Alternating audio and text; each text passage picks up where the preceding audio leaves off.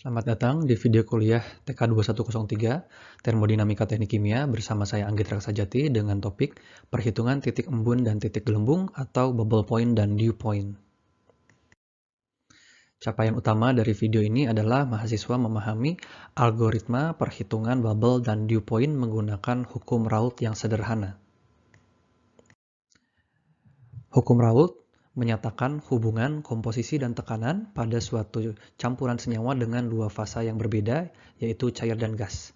Secara matematis, hukum Raoult ini dapat dinyatakan dengan persamaan YI kali P sama dengan XI gamma I kali PI sat, di mana YI adalah fraksi mol komponen I pada fasa gas, P adalah tekanan sistem, XI adalah fraksi mol komponen I pada fraksi cair, kemudian gamma I adalah koefisien aktivitas yang nilainya bisa jadi 1 jika diasumsikan sebagai larutan ideal, dan kemudian PI sat adalah tekanan uap jenuh untuk komponen I murni. Seringkali juga nanti akan dinyatakan sebagai komponen K yang menyatakan rasio antara fraksi mol di fasa uap untuk komponen I dibagi dengan fraksi mol komponen I pada fasa cairnya. Sebagai ilustrasi awal, kita bisa melihat diagram fasa yang ada di gambar ini, di mana misalnya di sini dinyatakan kesetimbangan uap cair sebagai PXY diagram. Sumbu Y-nya adalah P, sumbu X-nya adalah X dan Y, fraksi mol pada uap dan cair, pada suatu nilai temperatur yang konstan, dalam kasus ini ada 75 derajat, dan di sini kita bisa lihat di daerah atas ini adalah daerah liquid, kemudian garis pertama menyatakan bubble point-nya atau titik gelembungnya, di mana uap pertama kali terbentuk, kemudian garis kurva yang bawah merupakan dew point yang menyatakan titik di mana menjadi sepenuhnya 100% uap, sedangkan zona bawah adalah zona uap. Jadi di sini nanti kita akan tinjau, misalnya kita punya komposisi 0,6 yang digambarkan sebagai garis vertikal. Jika 0,6-nya ini menjadi komposisi di fasa uapnya, maka akan ekivalen dengan kemurnian komponen I di fasa cair pada nilai berapa. Dan sebaliknya, jika nilai 0,6 itu dijadikan acuan untuk menjadi komposisi di fasa cairnya, maka akan setimbang dengan fraksi mol berapa di komponen uapnya. Nah, untuk perhitungan bubble point dan dew point ini berangkat dari dua persamaan awal berikut. Sekali lagi, bubble point atau titik gelembung adalah titik ketika uap pertama kali terbentuk. Awalnya masih cair, vapor fraction-nya masih 0, kemudian pertama kali terbentuk uap, itulah yang kita kenal sebagai istilah bubble point. Dan perhitungannya kita bisa turunkan dengan berangkat dari sigma untuk Y komponen I ini sama dengan 1, sehingga dari hukum Raoult bisa kita turunkan P sistem sama dengan gabungan atau penjumlahan dari X komponen I kali gamma komponen I kali PI sat. Jadi kalau kita bicara sistem biner, ada komponen A dan B, di sini P bubble atau bubble pressure itu nanti bisa dihitung sebagai XA kali gamma A kali P untuk komponen A pada kondisi saturated ditambah dengan XB tambah gamma B tambah P saturated untuk komponen B. Sedangkan untuk dew point ini adalah ketika embun pertama kali terbentuk jika campuran itu didinginkan, atau juga sebaliknya saat diuapkan, ini adalah titik terakhir di mana 100% menjadi uap, sehingga perhitungannya dapat diturunkan dari persamaan awal sigma dari XI, yaitu XA tambah XB harus berangkat sama dengan 1, dan ketika disubstitusikan ke hukum Raoult, maka akan dapat diturunkan menjadi P sama dengan 1 per penjumlahan dari YA per gamma A P sat A ditambahkan dengan YA per gamma B P sat B untuk biner seperti itu, dan selanjutnya kalau kita jumpai sistem multikomponen yang lebih kompleks. Sekali lagi, nilai gamma ini adalah koefisien aktivitas yang nilainya 1 jika larutannya ideal. Sehingga di sini pun kita bisa sederhanakan persamaan awal ini adalah yang kita kenal untuk persamaan modified Raoult, di mana gammanya masih dihitungkan. Tapi ketika kita masih berasumsi gammanya itu selalu bernilai 1, maka persamaannya dapat disederhanakan. Menjadi cukup misalnya untuk P bubble, P sama dengan sigma dari XI kali PI sat. Nah, untuk kasus perhitungannya minimal akan ada 4 variasi, yaitu menghitung P bubble, tekanan saturasi di mana uap pertama kali terbentuk. Untuk menghitung P bubble ini, praktis kita harus mengetahui nilai T yang konstan. Jadi dilihat di gambar ini, nilai T-nya konstan pada temperatur yang fix 75 derajat Celcius, akan ada variasi tekanan yang menyebabkan kesetimbangan binernya berubah. Gitu ya. Jadi untuk P bubble yang kita perlu ketahui adalah ketahui fraksi uapnya. Jadi di sini fraksi uapnya katakanlah YI-nya 0,6, kita tarik gitu ya. Nah, YI-nya kita ketahui 0,6, berapa nilai XI yang setimbang pada P dan T yang kesetimbangan tersebut. Sehingga jika diketahui misalnya fraksi uapnya 0,6, maka kita akan ketahui fraksi cairnya harus katakanlah di sini sekitar 0,4 sekian. Perhitungannya akan dijelaskan berikutnya. Nah, untuk do pressure, maka dia menghitung tekanan kesetimbangan dan juga menghitung kesetimbangan di fasa cairnya. Namun yang diketahui berarti harus kita ketahui komposisi di fasa uapnya dan temperatur kesetimbangannya berapa. Jadi jika kita cocokkan pada gambar ini, lagi-lagi temperaturnya konstan, katakanlah 75 derajat Celcius. Dari 0,6, kalau kita mau menghitung do pressure dengan berangkat dari komposisi 0,6 gitu ya, kita harus cari misalnya pada X 0,6, X 0,6 itu adalah komposisi cair jenuhnya 0,6 pada T75 derajat Celcius, berapakah komposisi setimbangnya? Nah, ini akan yang ke kanan B aksen ini, dan berapa nilai do pressure-nya. Nilai do pressure-nya praktis adalah yang jika kita tarik ke arah kiri. Katakanlah ini sekitar 65 sampai 70 kPa. Formulanya akan dijelaskan. Nah, untuk bubble temperature dan do temperature, maka konsepnya masih sama, yaitu bubble itu uap pertama kali terbentuk, do itu adalah kondensasi pertama terbentuk. Namun yang berbeda di sini, kita perhatikan saja, kalau menghitung temperatur, maka temperaturnya itu dikalkulate atau dicari, berarti kita harus tahu tekanan sistemnya. Tekanan sistemnya katakanlah 70 kPa. Pada 70 kPa berapa nilai T bubble-nya, berapa nilai T do untuk komposisi biner sekian gitu ya. Jadi tolong dipahami 4 variasi perhitungan ini dan input yang dibutuhkan untuk masing-masing perhitungan. Nah, kita masuk ke contoh kasus yang pertama. Di sini ada dari 10.1 buku Smith-Vanes edisi 7. Di sini kita jumpai sistem kesetimbangan biner antara asetonitril yang dinyatakan sebagai komponen 1 dengan nitrometan yang dinyatakan sebagai komponen 2 yang masih dapat diasumsikan sebagai kesetimbangan mengikuti hukum Raoult. Di sini kita berangkat dari persamaan Antoine untuk masing-masing komponen murninya, yaitu untuk nitrometan atau komponen 1, len P1 satnya dalam satuan kPa dapat dihitung dengan persamaan Antoine yang nilai ABC-nya sudah diberikan sebagai berikut, dan T-nya sebagai derajat Celcius. Kemudian untuk P2 sat, yaitu untuk tekanan uap nitrometan murni, juga dapat dihitung dengan Antoine equation yang nilai ABC-nya sudah diberikan dalam persamaan berikut. Konsepnya sekali lagi, kita sekarang variasi pertama adalah ingin menghitung P bubble pada 75 derajat Celcius. Jadi di sini kita harus memahami bahwa untuk P bubble ini kita perlu nilai X1-nya.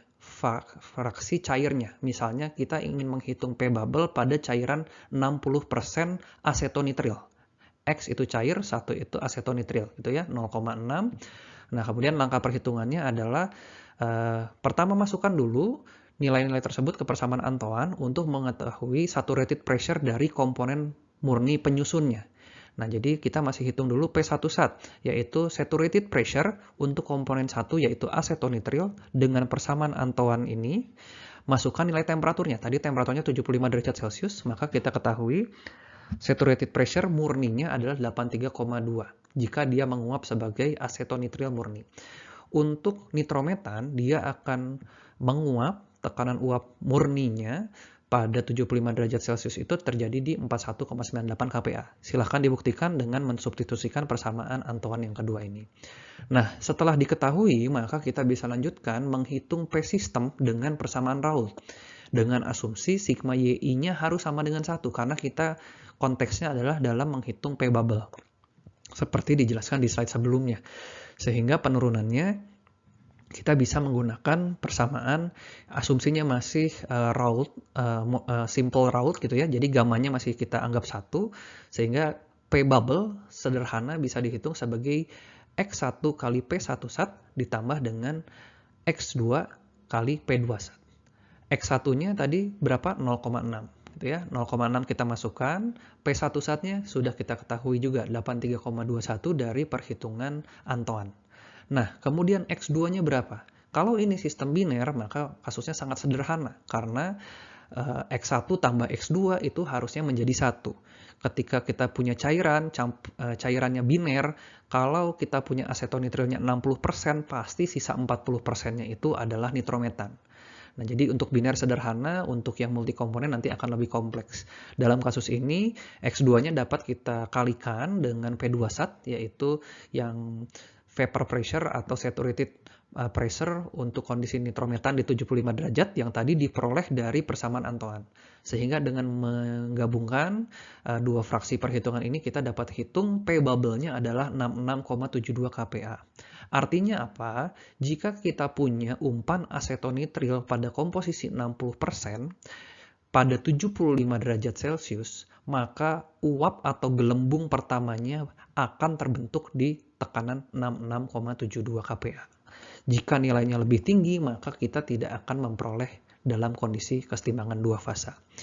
Nah, terakhir kita bisa hitung juga nilai YI-nya, yaitu fraksi mol komponen I pada kondisi uap yang setimbang dengan cair jenuhnya. Tadi cair jenuhnya untuk asetonitril 60%, 0,6. Sekarang berapa? Kesetimbangan pada asetonitril di fraksi uapnya. Ya. Nah, jadi kembalikan lagi ke persamaan Raoult. Di sini adalah X1 kali P1 sat dibagi dengan P. Sehingga 0,6, X1-nya, P1 satnya 83,21, P sistemnya itu adalah P bubble-nya. Karena tadi kita sudah sedang mengevaluasi bubble pressure, maka secara tidak langsung P sistemnya itu adalah bubble pressure yang tadi terhitung. Dimasukkan semua sehingga kita bisa memperoleh nilainya 0,7 sekian. Itu adalah fraksi mol asetonitril di uap yang setimbang dengan asetonitril 60% di fasa cair. Nah, untuk variasi kedua, maka kita akan maju ke perhitungan dew pressure. Gitu ya. Dew pressure, kita bayangkan lagi di sini, kalau masuk di 0,6, sekarang kita tinjau berapa tekanan yang akan menyebabkan uapnya terakhir kali terbentuk gitu ya. Nah, jadi sekarang kita bicara yang C dan C aksen. Kalau yang versi perhitungan sebelumnya itu kita ketahui B, kita hitung B aksen. B-nya 0,6, kita dapat B aksennya ternyata 0,7 sekian. Nah, sekarang dew pressure adalah di uapnya itu adalah 60%, maka setimbang dengan cairan seberapa banyak gitu ya. Karena yang di atas ini adalah kondisi saturated liquidnya gitu ya. Tolong diperhatikan juga bahwa kecenderungannya itu akan berkebalikan untuk PXY dan TXY diagram. Kenapa? Karena kalau PXY diagram kita lihat di sini PXY diagram, maka yang di atas itu adalah liquid. Ketika liquid ini diturunkan tekanannya melewati tekanan jenuhnya, barulah terbentuk uap. Gitu ya. Nanti untuk TXY diagram akan berkebalikan. Mengapa untuk TXY diagram malah liquidnya yang di bawah, uapnya yang di atas. Liquid masih dalam kondisi cairan, temperaturnya dinaikkan, melebihi temperatur saturasinya, ke atas baru jadi uap. Jadi mohon diperhatikan trennya akan berkebalikan posisi liquid dan vapornya. Nah, kita kembali lagi ke kasus dew pressure gitu ya. Nah, formulanya cukup banyak kemiripannya dengan bubble pressure, dapat diselesaikan dalam satu langkah perhitungan. Di sini diingat-ingat lagi, kalau mau menghitung dew pressure, maka kita butuh data temperatur. Dan kita juga butuh data Y, yaitu fraksi mol untuk komponen 1 di fasa uap gitu ya. Misalnya di titik 0,6, maka kita masukkan lagi kondisi P1 sat dengan persamaan Antoine. Praktis nilai P1 sat dan P2 satnya sama dengan variasi soal sebelumnya karena komponen binernya pun sama gitu ya. Persamaan Antoine-nya pun menjadi sama nilai ABC-nya dan dievaluasi pada nilai temperatur yang sama, 75 derajat Celcius. Yang berbeda adalah pada tahap ketiga di mana untuk perhitungan dew pressure-nya sekarang berangkat dari kesepakatan bahwa sigma XI-nya harus harus sama dengan 1.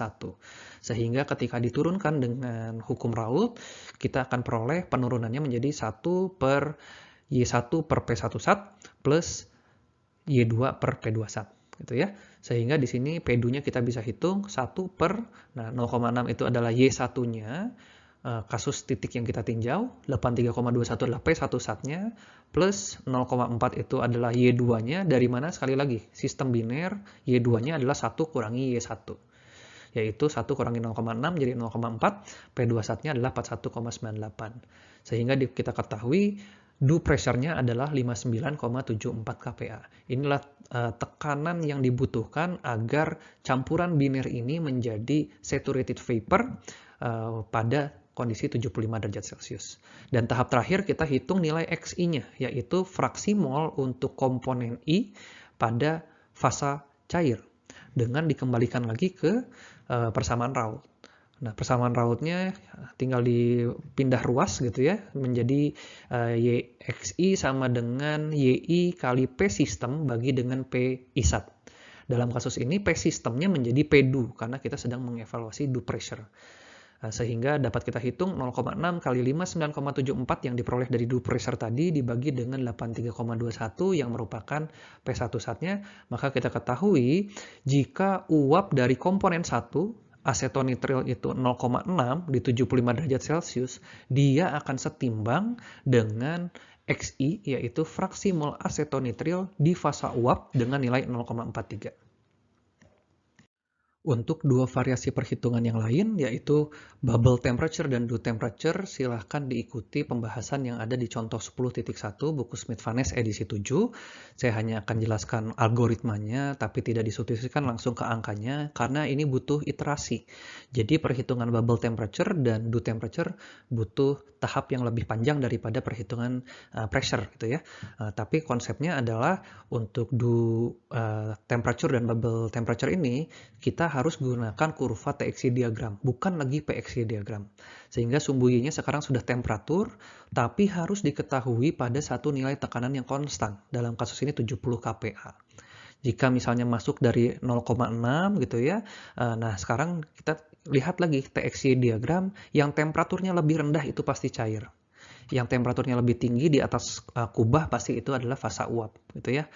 Sehingga jika kita punya campuran dengan komposisi 0,6, nah di sini adalah fraksi cairnya, saturated liquidnya gitu ya.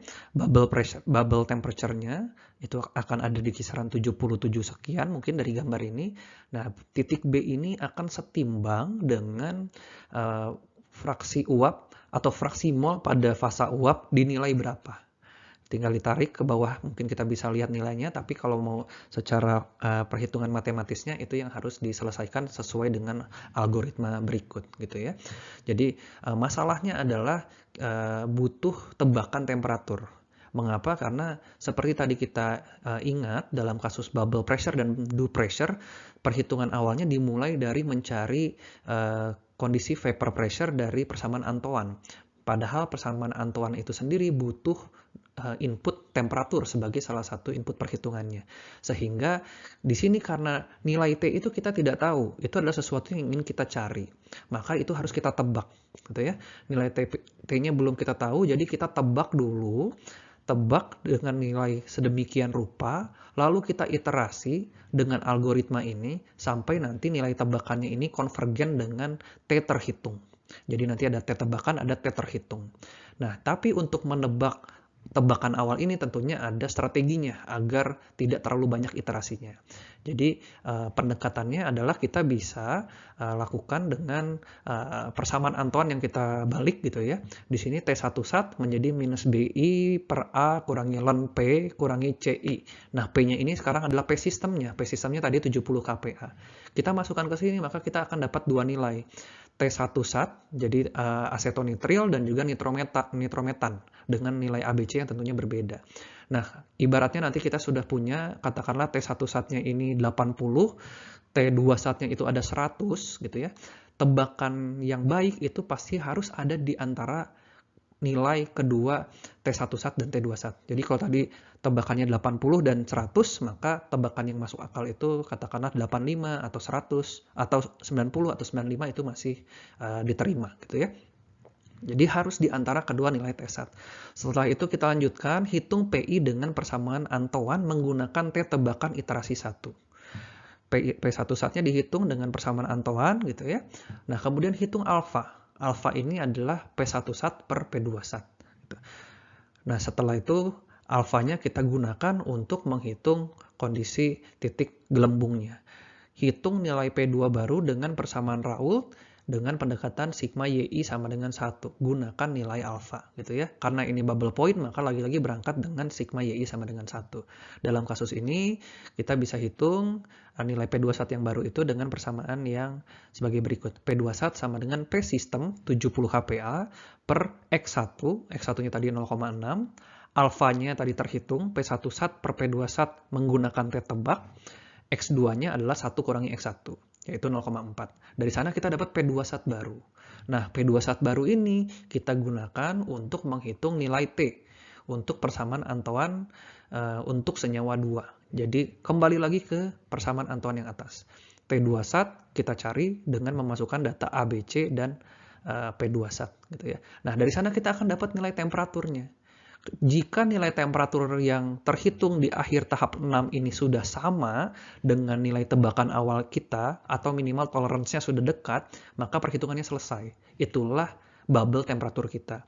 Tapi jika katakanlah tadi tebakan awal saya 90 derajat, kemudian di akhir tahap pertama, di tahap ke-6 ini, terhitung nilai T2 satnya adalah 82 derajat Celcius. Oh, berarti masih berbeda cukup jauh. Sehingga nilai 82 derajat Celcius itulah yang saya gunakan untuk mengulangi iterasi, dan nilai 82-nya digunakan untuk tebakan awal di iterasi kedua. Dan seterusnya hingga nilainya konvergen. Kalau pakai Excel nanti tentunya bisa pakai fitur Goal-Seek ataupun solver gitu ya. Tapi kalau manual kita harus pakai batasan iterasi maksimal. Nah, variasi terakhir adalah mencari do temperatur. Sekali lagi di sini yang dicari temperaturnya, maka butuh tahu nilai P-nya, dan kita cari nilai X-nya sehingga kita harus tahu nilai Y-nya. Y1-nya lagi-lagi anggapannya 60% atau 0,6 gitu ya. Nah, di sini kalau 0,6 sebagai fraksi uap, maka dia akan setimbang dengan cairan di titik C aksen ini di nilai berapa gitu ya. Nah, nilainya harus diselesaikan dengan prosedur algoritma yang ada 1-8 bahkan melibatkan proses iterasi ini. Jadi lagi-lagi hitung nilai T1 sat dengan persamaan Antoine, tebak nilai awal T yang berada di antara kedua T1 sat, mirip dengan yang tadi digunakan di bubble temperatur gitu ya. Hitung P1 sat dengan persamaan Antoine menggunakan T tebak, hitung alfa lagi-lagi sampai tahap 4 masih sama gitu ya. Nah, perbedaannya dengan bubble temperatur baru mulai di tahap 5. Hitung nilai X1. Nah, di sini nilai X1-nya sudah berangkat dari ataupun perhitungan P1 sat-nya sebagai faktor dari alfa sudah menggunakan persamaan yang berbeda karena sekarang ini sudah untuk kondisi do. Sehingga kita lihat ini persamaannya pada sigma X sama dengan 1. Nah, dari P sama dengan 1 per sigma Y per P ini kan konsep untuk titik do-nya ya. Nah, sehingga ketika kita substitusikan dari hubungan P1 sat dengan P2 sat dinyatakan sebagai alfa, itu dapat kita sederhanakan menjadi P1 sat sama dengan P kali Y1 plus Y2 alfa. Dari sini kita dapat nilai P1 sat, dari P1 sat dikembalikan ke nilai T1 sat.